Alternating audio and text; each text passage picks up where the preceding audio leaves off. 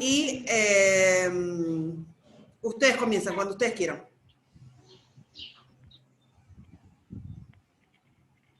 Bueno, profe. ¿Ahí ven, chicas?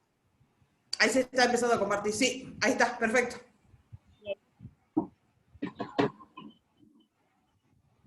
Las que no exponen, si les resulta cómodo, pueden apagar la cámara, eso mejora mucho el rendimiento del ancho de banda. Las que exponen también si quieren, como a ustedes les resulte más cómodo. Todo suyo. Bueno, profe, yo soy la que comienzo a hablar y vamos a hablar del periodo de crisis del orden colonial, la independencia y las luchas civiles. Y retomando un poco lo que habíamos quedado la clase anterior, la clase pasada, sobre la educación en el periodo colonial, es donde nosotros hablábamos acerca de las universidades, de las casas, de cómo se había organizado el periodo colonial para poder, para que las personas que eran de más altos recursos accedan a una educación, ¿sí? Sería estudiar distintas materias, pero en este periodo lo que nosotros podíamos resaltar era de que el principal objetivo educacional era la evangelización, o sea, por todos lados se pretendía evangelizar al pueblo, ¿sí?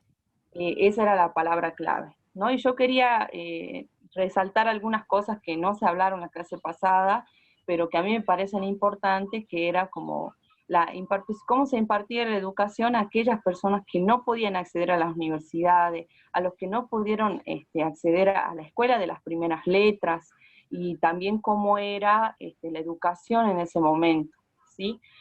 Bueno, primero que quiero recalcar era que la educación de las primeras letras estaba a cargo de los jesuitas. Ellos tenían un método pedagógico en el cual ellos decían que la letra con sangre entra. Ellos decían de que los castigos estaban impuestos para que los niños aprendan el lenguaje español con castigos. Y si había un niño que era muy rebelde y no cambiaba de parecer o no quería tomar la forma en la cual se estudiaba el lenguaje y también la enseñanza de la evangelización y todo eso, se lo expulsaba al niño, y el niño, o sea, no tenía futuro, ¿no? Bien. ¿Saben que perdón, Tati, los castigos corporales van a ser realmente eliminados? Si bien se habla en la Asamblea del año 13 ya se habla de la eliminación de los castigos corporales, después con la 1420, recién en la época de 1920, por ahí recién se hace la verdadera, ¿cómo se dice? La eliminación de los castigos corporales legalmente. Ahora, todas las que estamos acá sabemos que han seguido los castigos corporales en las aulas hasta no hace mucho tiempo, ¿o no? La patilla. ¿Qué otra es muy común? La patilla. Bueno, yo tuve una profesora de lengua y literatura que nos tiraba con el borrador. Te hacía pasar al frente a escribir oraciones, creo que eran, y si no te salía el análisis de oraciones, o con tiza chiquitita. O a mí solamente me pasó. La hago, me mira como que me pasó a mí solamente.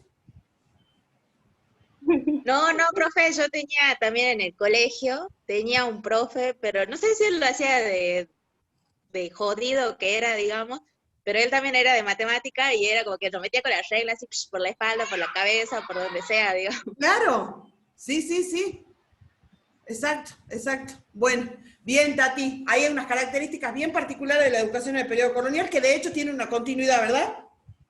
Sí, la continuidad, bueno, también quería hablar de aquellos niños o jóvenes que no podían acceder a la escuela de las primeras letras, eran los que o sea, iban también a las iglesias, y los jesuitas los preparaban para que sean artesanos, pero también habían talleres y oficios donde ellos podían aprender también los oficios, como ser herreros, zapateros, o sea, un medio para poder tener un trabajo, ¿no? Un medio para poder vivir, diría yo. Y exacto. Algo que me llamó mucho la atención la enseñanza de los oficios sería.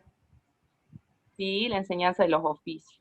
Y algo que me llamó mucho la atención es que era, bueno, aquellas personas, yo creo que más que nada las mujeres o los niños que habían sido huérfanos o que no tenían, o sea, no podían acceder a una educación, diríamos, de la aristocracia, ellos dicen que también se hacían lecturas en voz alta, se hacían en los barcos, se hacían en las plazas, o sea, continuamente, o sea, se estaba implementando el lenguaje, o sea, la gramática se enseñaba mucho a partir de la repetición, aparte de música, porque usaban la música para que aprendan el lenguaje español, digamos. Los franciscanos fueron muy exitosos en el uso de la música para esto, ¿no? Como método didáctico, digamos.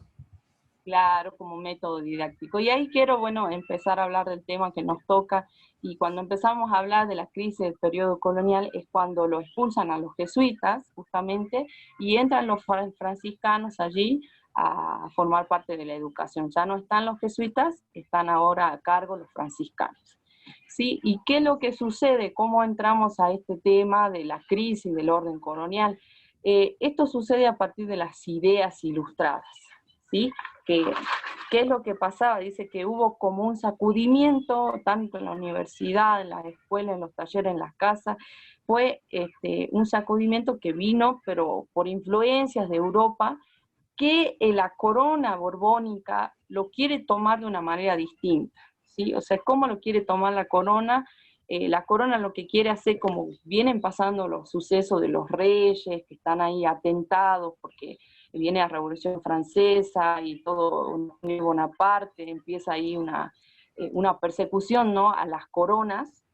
Lo que dice en el texto de Arati Mariño es como que ya no, estas ideas como que empiezan a ser implementadas en el periodo colonial, empieza a haber un quiebre y la gente como que ya le deja de dar tanta importancia a la corona, ¿no es así? Pero bien, perfecto. La corona en sus intenciones, que es lo que quiere reforzar su milicia, o sea, quiere contrarrestar todo esto que viene sucediendo en Europa, toda esta influencia de las ideas ilustradas.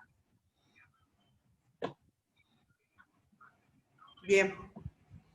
Esas ideas ilustradas se resumen en lo que va a ser el lema de la Revolución Francesa: libertad, igualdad y fraternidad. ¿Quiénes van a ser los representantes de las ideas ilustradas y que tienen mucho que ver con la educación en el periodo? Son Belgrano y Moreno. ¿Verdad? Bien. Sí, profe. Sigan, chicas. No sé si está Dani. Sí, estaba. Seguía ahora. Sí, profe. Daniela. Ahí está. Es que la profe dijo lo que yo iba a decir.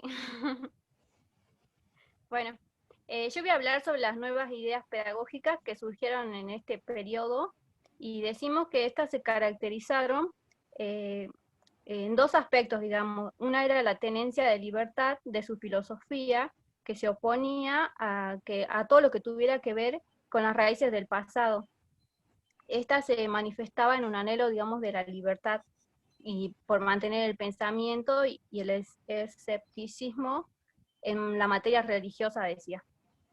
Bueno, también dice que en estas ideas había una gran preocupación por asegurar el bienestar del hombre, y que se manifestaba en el desarrollo de las doctrinas económicas. De ahí que empezó una reacción ante los abusos, y se procuraba buscar la libertad del individuo, tanto como así en sus bienes. Esta posición consideraba que la educación debía ser impuesta por el Estado, y además que se debía enseñar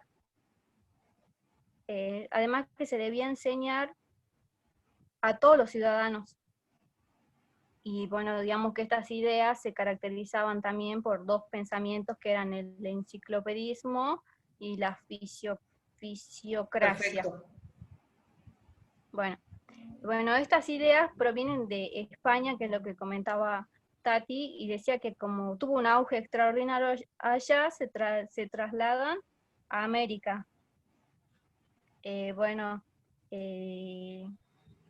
cuando se traslada, la educación pasa a ser vista como un medio más eficaz para lograr el bienestar social. De esta ideología deriva, digamos, el afán de difundir instituciones educativas y hacerlas y que sean accesibles para todos, tanto hombres como mujeres. Esa reacción, digamos, contra la educación sostenía que había una necesidad de educar a las personas y cuyo objeto sea, digamos, enseñarle cosas concretas, útiles y provechosas tanto para el sujeto como para el Estado. Como que serían que esas ideas ayudarían a elevar el nivel del pueblo. Bueno, las críticas también las críticas que se hicieron, las críticas que los americanos realizaban como que ya no eran cuestiones políticas, religiosas y filosóficas, sino que criticaban más bien lo que tenía que ver con problemas económicos y educacionales. Se propiciaba como la liberación del comercio, ya que a ese entonces se decía que las causas de la pobreza de las masas campesinas era producto del sistema monopolista de ese entonces. Bueno, en el plan Un sistema monopólico que además había fracasado desde entrada. Si ustedes recuerdan el año pasado que lo vimos, un sistema monopólico que nunca tuvo, digamos, el éxito que se esperó, y que, como está diciendo Dani, los reclamos van por cuestiones económicas, pero que de alguna manera repercuten en pensar una vida diferente para los americanos y cuestionar la autoridad española, ¿no? Que, bueno, como les decía recién, las figuras de Moreno y Belgrano son bien características de este pensamiento. Claro. Bueno, y ahí entonces lo que tenía que ver con el pensamiento pedagógico colonial se lo criticaba y se le decía que como que no era suficiente, digamos, con la sanidad, no era suficiente la sanidad para el ejercicio eclesiástico, también había que proveerle o enseñarle todo lo que tenía que ver con la doctrina y la ciencia. No sacábamos nada, decía, con que tengamos personas que sean consideradas santitos si eran ignorantes. Y decía también, o sea, también se hablaba de que la educación, con la educación, si no había educación, esta preparaba para la miseria y las desgracias y convertía al hombre en un ser inútil. Y bueno, y decía que la educación debió orientarse a familiarizar al sujeto con el trabajo, que es lo que explicaba Tati hace rato. Bueno, y decía también, bueno, se habla también en este periodo, bueno, que Belgrano es uno de los que trae estas ideas provenientes de España. Uh-huh. Y cuando ya es miembro del consulado, como que empieza a pensar nuevas ideas que tenían que ver con la economía política y que podría contribuir para solucionar los problemas económicos de ese entonces.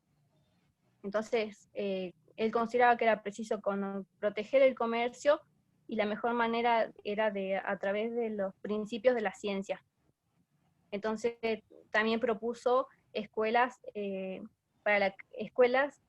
propuso la creación de escuelas especiales que tenían que ver con aritmética, teneduría, geografía, estadísticas, leyes, reglas de navegación. Como que debía, y también hablaba sobre que también esta educación debía ofrecerse a los niños, pero desde los primeros años de la infancia, algo así. Y también empezó a hablarse sobre el papel que ocupaba la mujer como un agente de producción, como un agente de producción. Y aparte como que decía que era un medio de enseñanza moral o algo así. Claro, de hecho él dice, si las mujeres son las primeras que le enseñan cosas a los chicos en la casa, tienen derecho y es necesario que estén instruidas. ¿Por qué? Porque en el periodo colonial las mujeres básicamente no eran instruidas, sino solamente que les enseñaban algunas cuestiones que tenían que ver con el hogar, con la atención al hogar, al marido y demás, ¿no? Y Belgrano viene a romper con eso y dice, no, las mujeres tienen que aprender a leer y a escribir porque son las primeras que están en contacto con los chicos y las primeras que instruyen de alguna manera. Claro, él empieza a dar esas ideas más o menos del papel de la mujer e intenta, digamos, como que proyecta la creación de escuelas gratuitas para niñas, pero que recién, digamos, en 1797, recién vuelve a ocuparse, digamos, de lo que tenía que ver con la educación de la mujer. Y afirmaba que las únicas soluciones eran una reforma radical del sistema económico colonial. Y ya ahí, bueno, empezamos lo que sería la educación en el Virreinato del Río de la Plata.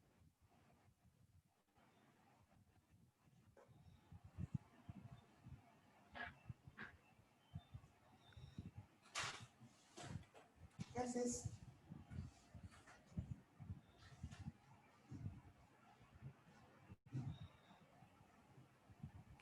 Ay, perdón, no podía activar el micrófono. Bueno, vamos a contextualizar un poco lo que fue la educación en el tiempo de la independencia, recordando que habían muchas provincias que en ese tiempo estaban en la lucha por la independencia, ¿no? Sobre todo las del norte. Por lo cual, todos los recursos que ellos tenían en ese momento, recordando también que Buenos Aires no aportaba para la causa, eran destinados a llevar adelante esta guerra por la independencia, que consistía en proteger de alguna manera la frontera de la bajada de los ejércitos españoles, para que no lleguen hasta Buenos Aires y retomen el virreinato del Río de la Plata. Perfecto, sí, sí. En este tiempo se destacan dos figuras, como dijo la profe, Belgrano y Moreno, que coincidían en formar la conciencia ciudadana. Bueno, uno de estos grandes pensadores, digamos, que surgió en este tiempo fue Moreno, que él estaba muy interesado en la educación, digamos, del país. Y bueno, él traía todas sus ideas de Europa, como sus nuevas ideas al nuevo mundo, digamos, por así decirlo. Tenía no solo la idea de que la educación tenía que surgir en un contexto de escuela, digamos, sino también que se tenía que desarrollar en obras educativas, como ser, por ejemplo, los libros y el periodismo. Y por eso fundó la Biblioteca Pública y también creó la Gaceta de Buenos Aires. Y bueno, acá saco una cita del libro de Solari que decía que las columnas la utilizó para dar acceso a la verdad y a la introducción de las luces y de la ilustración. O sea, como que él en este diario de la Gaceta plantea todas las ideas de esta ilustración, estas nuevas ideas de modernidad, por así decirlo. Perfecto.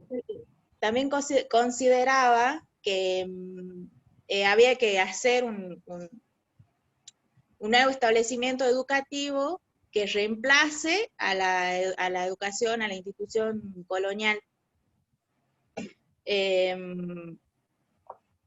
También, bueno, consideraba también traer profesores del extranjero,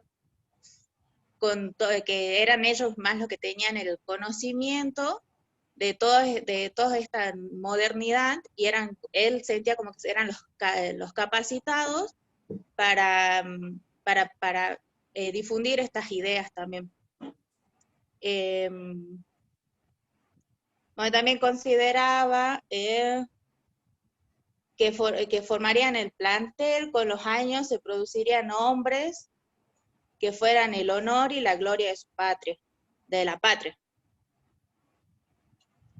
El otro también fue Belgrano, que se iba a hablar Anto, pero un poco ya lo dijeron hace rato. No sé si la Anto quiere decir algo más de Belgrano. Bueno, que él también, de acuerdo a su estadía en el norte, se dio cuenta de que habían muchas escuelas, pero que ninguna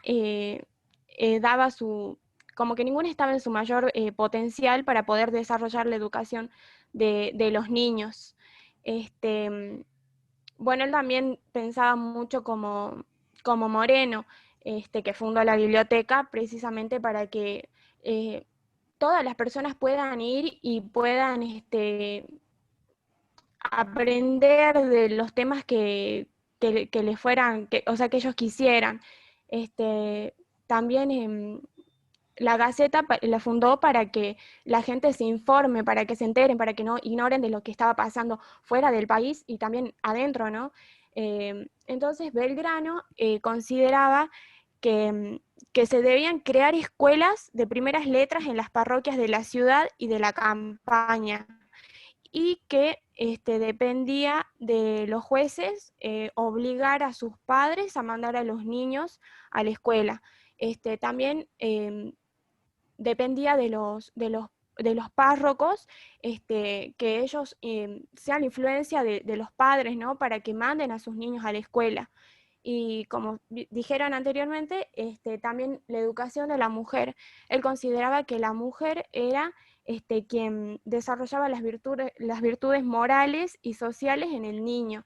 Entonces, a pesar de que ella no tenía una educación, sin embargo, podía inculcarle a los chicos aprendizajes que iban a usar para toda su vida. Entonces él creyó muy importante que la mujer se eduque para transmitir valores a sus hijos, que eso iba a ayudar a que el país tenga niños uniformes, una educación general y uniforme, creo que decía el libro. Y yo también, como dijo Agus recién, busqué una frasecita que me llamó la atención del libro de Solari, que decía: para el general la educación era el origen de la felicidad pública y la palanca del progreso de las naciones. Él decía que sin que se ilustre los habitantes de un país, o lo que es lo mismo, sin enseñanza, nada podríamos adelantar. Entonces él ahí vio que el país tenía una necesidad de organizar un sistema educativo. Perfecto. De hecho, siempre creo que lo hablamos el año pasado, yo siempre lo menciono en clase. Belgrano pone en la agenda política de la época el tema de educación cuando no era un tema de interés, porque como muy bien mencionó Anto, los recursos iban a la guerra de independencia, ¿no? Hasta en eso es meritorio el posicionamiento de Belgrano con respecto a la educación. Por supuesto, también el de Moreno, lo que pasa es que Moreno fallece más tempranamente, de poner en agenda, de poner en cuestión la educación cuando no era un tema, porque obviamente el tema prioritario era la guerra de independencia. Muy bien, chicas, muy bien, sigamos.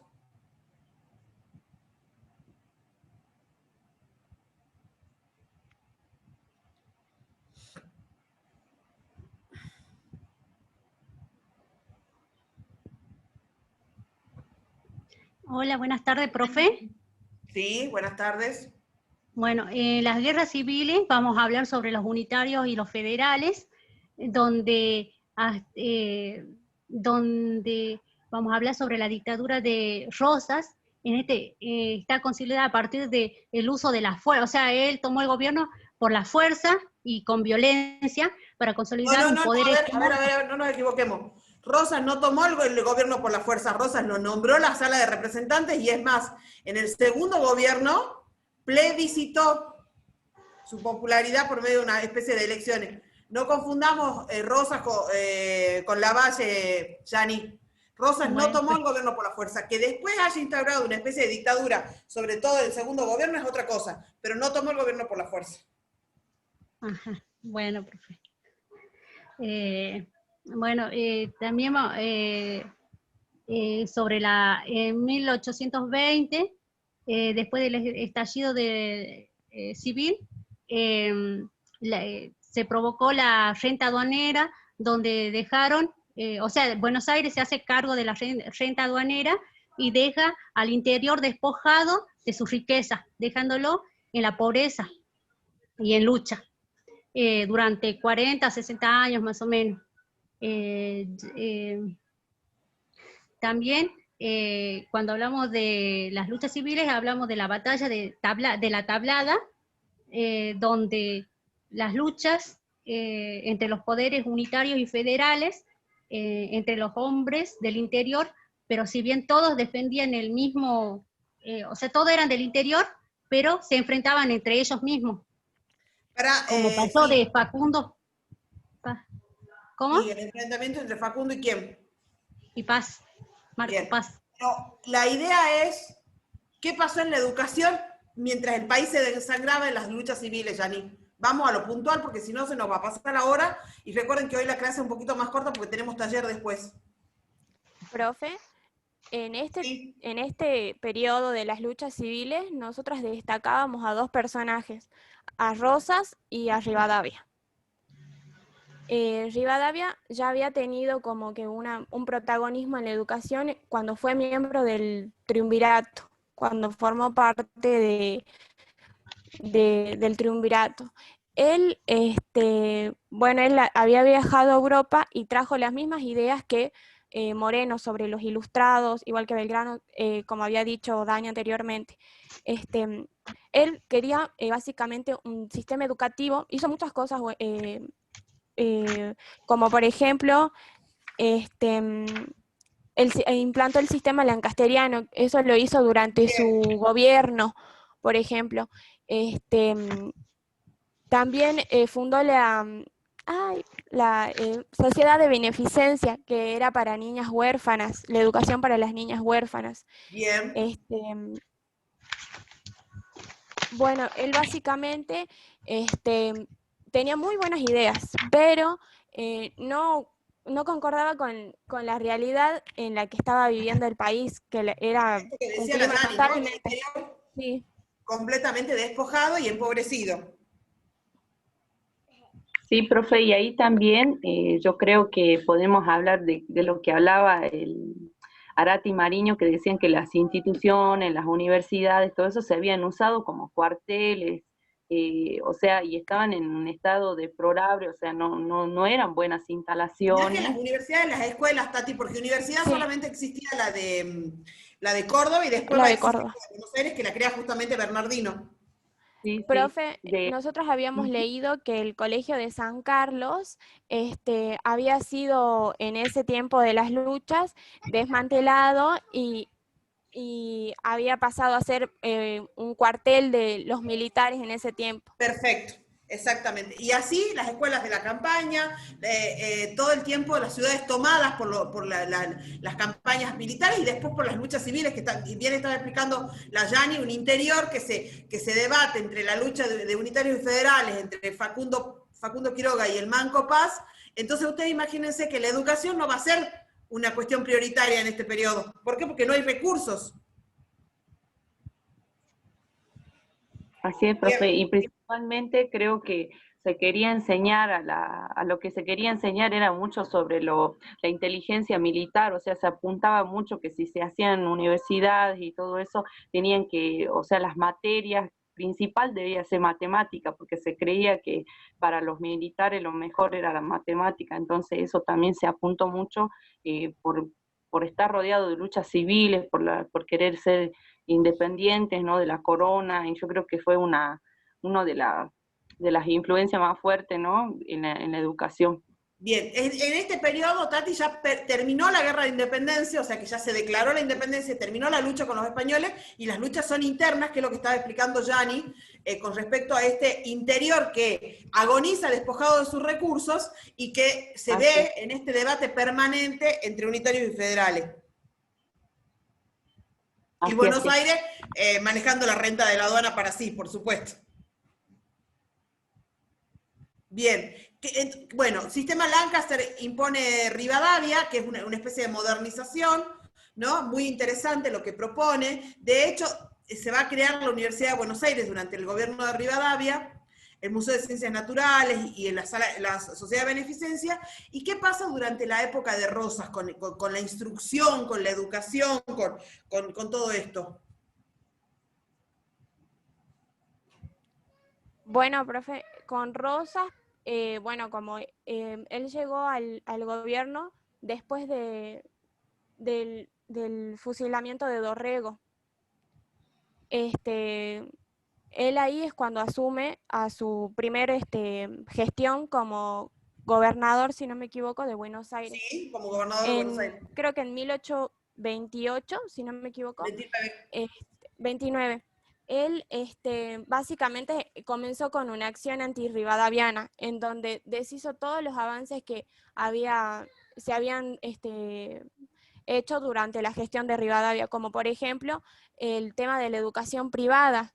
El sistema Lancaster ahí también había sido suplantado, como que volvieron los maestros y los maestros ayudantes, que era lo que Rivadavia había suplantado con el sistema Lancaster.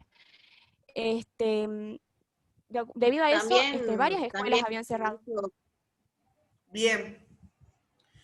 Justamente Rosas, al tomar una posición mucho más conservadora y de tinte dictatorial, no le va a dar tanto espacio, tanta importancia a la educación, todo lo contrario, ¿sí? Y de hecho, fíjense que si bien no hay un gran desarrollo de la educación, sí es importante mencionar el surgimiento de una élite intelectual que se opone a Rosas y que permanentemente lo está, por decirlo así, denunciando, ¿no? Que es la generación del 37.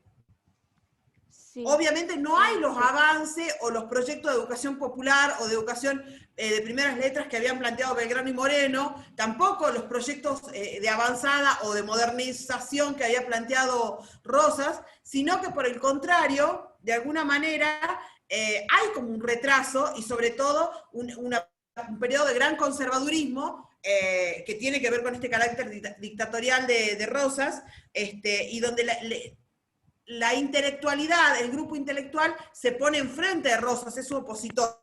La generación del 37 es el ejemplo, ¿no?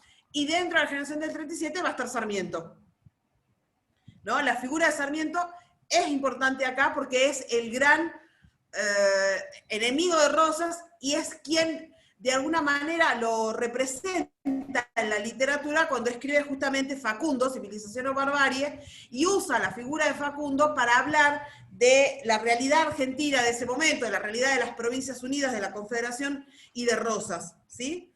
Esa es un poco la caracterización si nosotros miramos la educación. ¿Por qué? Porque Rosas, justamente en este carácter más conservador y dictatorial, no va a poner en la agenda, o no va a ser primordial en la agenda, el tema educativo, ¿sí? Entonces, profe, más pero... nada. ¿Cómo? Sí, Anto, habla vos si querés. No, está bien, habla.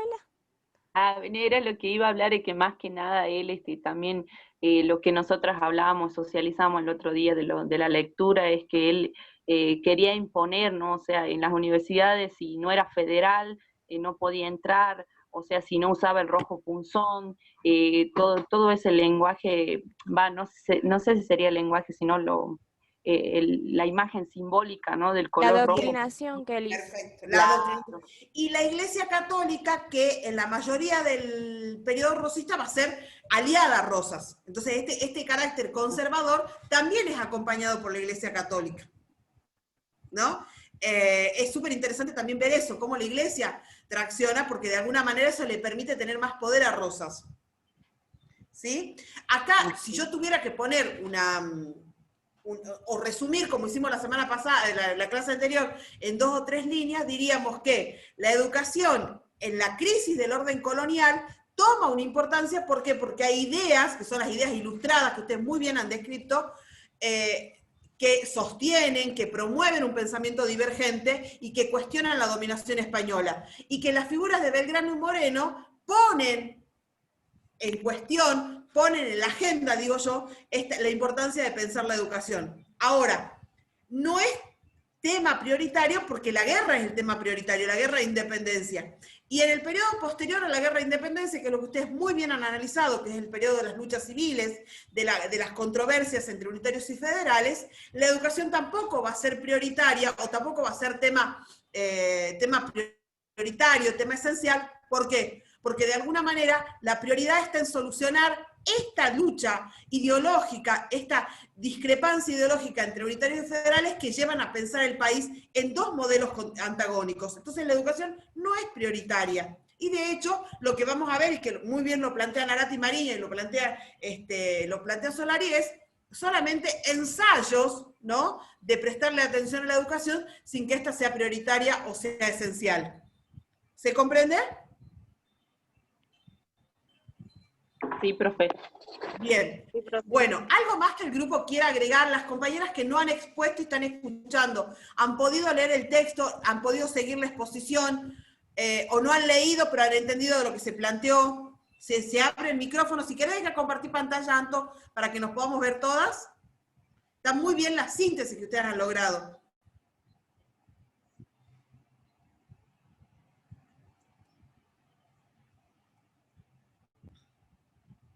Ahí está. Así nos vemos todas las que estamos. Y podemos, bueno, un poquito cerrar esta primera parte de la clase, que es lo que nos ocupaba con respecto a Historia y Política de la Educación. Las compañeras que no han expuesto, que sí están presentes, han podido leer el texto, han podido seguir la exposición, ¿tienen alguna consulta, algún comentario?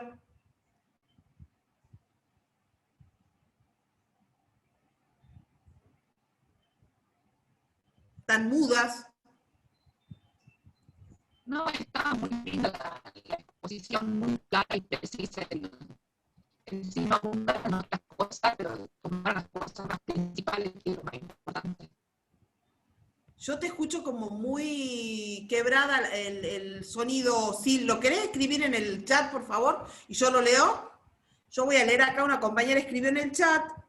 Mari dice, se entiende, yo la verdad no leí, pero ya me voy a poner al día, por mi trabajo no tuve tiempo, pero ya tiene ella una ¿cómo puedo decir? Una síntesis, ¿no? Una orientación para poder dedicarse a leer y prepararse para poder profundizar después.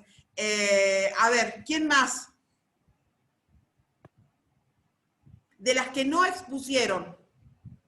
Profesora. Cami. Sí, buenas tardes. Sí, te escuchamos, Cami. Se congeló. Sí, a mí no me quedó muy claro, la exposición me pareció bastante clara y entendible también, pero cuando usted hizo una intervención sobre cómo llegó Rosas al poder, ahí no me quedó claro esa parte. Porque yo hice la distinción de que Yani decía Rosas se impuso en el poder, y la verdad es que no, que Rosas fue elegido por la Sala de Representantes, que después su forma de gobierno haya virado hacia una especie de dictadura, es otra cosa, pero él llega elegido por la Sala de Representantes. Hay una diferencia entre imponerse y llegar por la elección de la Sala de Representantes, ¿sí? Fíjate en las clases grabadas que de Historia Argentina y Latinoamericana, Cami, de la última clase hablamos de Rosas, así que por ahí te podés sacar dudas. Ajá, bueno. ¿Sí? Bueno, ¿quién más quiere compartir algo? López, Camila, ¿dónde está la Cami? No la veo, tú ahí está con la cámara apagada. Buenas tardes, sí tuve tiempo de leer y con esta síntesis me queda claro. Esta es la idea. Ustedes, las que les ha tocado exponer, sobre todo está la Yani en la sala de espera, las que les he tocado exponer, las que han leído por su cuenta, se han dado cuenta que los textos son bien extensos y tienen mucha información, ¿verdad? Entonces, la idea de cada una de estas clases es poder ordenar y poder sintetizar para que después cada una, teniendo esta orientación, este mapa, pueda profundizar en la lectura y pueda indagar. Obviamente que acá en la clase han quedado claras estas ideas principales para pensar la educación en tiempos de independencia o crisis del orden colonial e independencia y tiempo de luchas civiles, que por supuesto son tiempos complicados, ¿verdad? Con la explicación, fíjense que las chicas han tenido la asertividad de sintetizar en 5 diapositivas, en 5 filminas, un tema extensísimo, buscando, ¿no es cierto?, muy atinadamente aquellas ideas y aquellos procesos que caracterizan el periodo, ¿sí? Entonces tenemos ya una síntesis bien clara de lo que es el periodo, el periodo de la crisis del orden colonial, la lucha de independencia y el periodo de luchas civiles o caudillos unitarios y federales, como, digamos, se toma o se observa el tema de la educación. ¿Hay alguien más que quiera preguntar algo?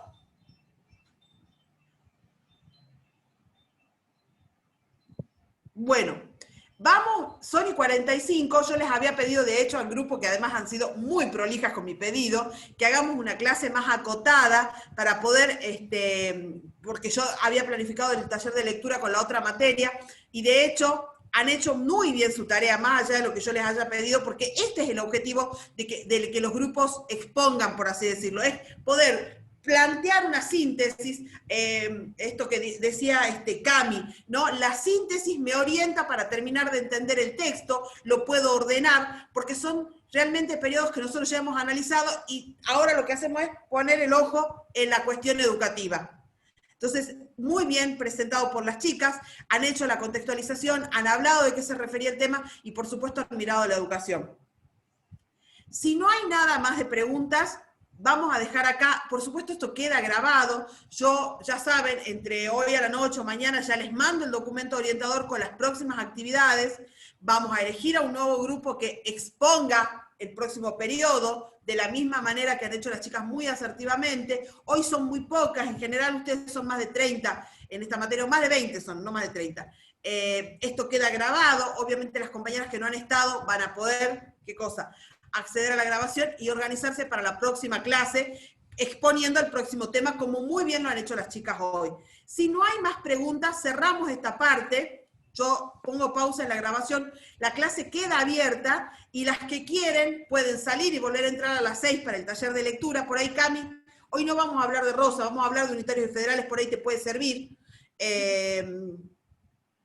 y si no, bueno, está bien, queda grabado también el taller de lectura, y a las 6 arrancamos con el taller de lectura, que también va a ser una horita nada más, que es orientativo. Ustedes ya saben, Abelardo Ramos lo leemos siempre en grupo, para poder ir orientando esto mismo que hicieron las chicas. Voy a hacer yo en el taller de lectura, voy a dar un mapa de orientación de cómo leerlo a Ramos, y ustedes después siguen solas. Si no hay preguntas, yo pongo pausa acá, y nos vemos en un ratito. Las que quieran quedarse, o las que quieran volver a entrar, por supuesto, es libre. ¿No hay más preguntas? Profe. Sí, Tati. No sé si la chica Luna tiene Copu para sacar una foto. A ver, para hacer una captura de pantalla, ¿se pueden abrir cámara un ratito las que están con cámara cerrada? ¿Así les saco una fotito? No voy a hacer una pantalla.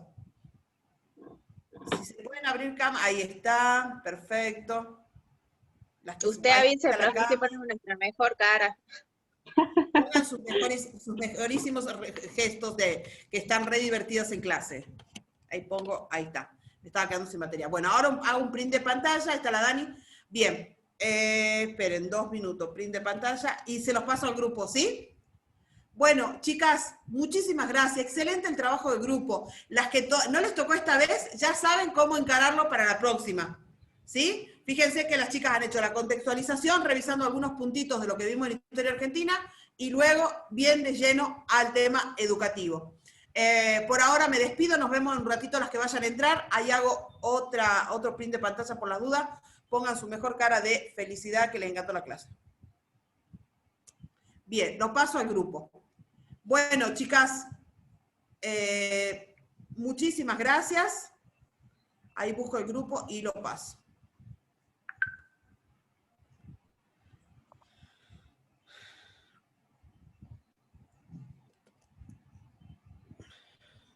Ahí está. Bueno, chicas, muchísimas gracias. Las que quieran entrar a las 6 de nuevo las espero, las que no, lo pueden ver grabado también al taller, si a alguna le hace falta como para sacarse dudas y demás. Y si no, como les digo siempre, las consultas en el grupo. ¿Estamos? Sí, profe. Gracias. Chao. Chao. Gracias, profe.